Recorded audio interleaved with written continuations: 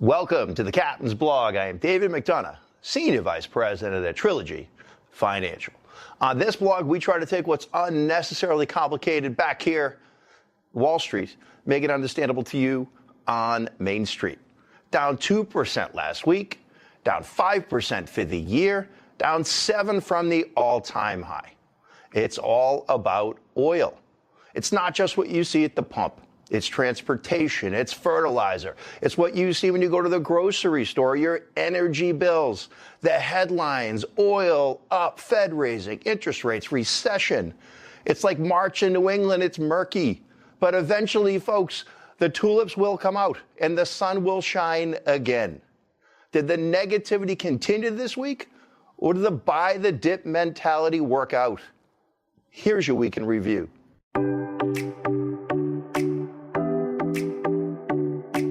So we started the week in positive territory. Last week I talked about the FOMO crowd and that actually being a good trade, fear of missing out, when the president announces positivity when it comes to the Middle East. Well, in the middle of the week he did. Iran wants to make a deal. Well, the oil market dropped and our market went up.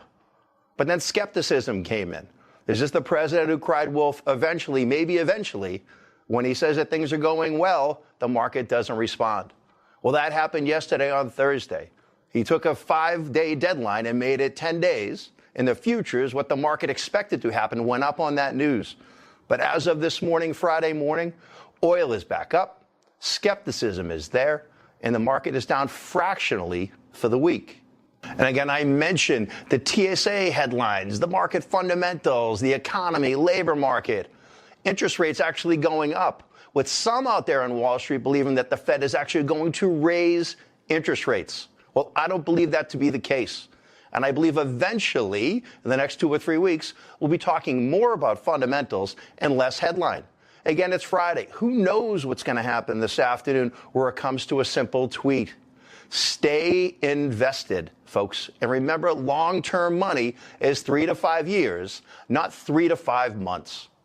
And here's what to look for next week.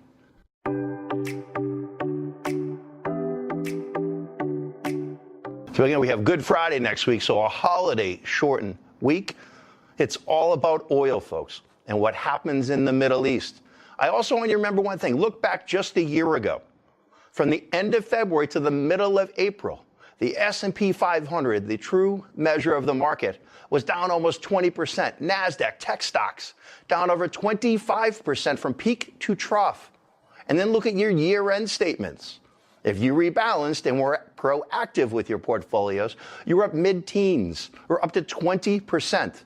Why do I bring that up? Because this time isn't different, folks. The market, when it's at an all-time high, is susceptible to headline risk. But eventually, hopefully, in the next 3 or 4 weeks, we'll get back to fundamentals. Again, folks, typically in a market, every year it corrects at 10%, and that is healthy. It doesn't feel great, but again, it is healthy for the longer term in the market. Here's your personal finance tip of the week. This question comes from Scott on the Cape. Scott said, Dave, Captain, should I keep investing on a monthly basis or wait until things calm down in the Middle East and these headlines stop making the market go down?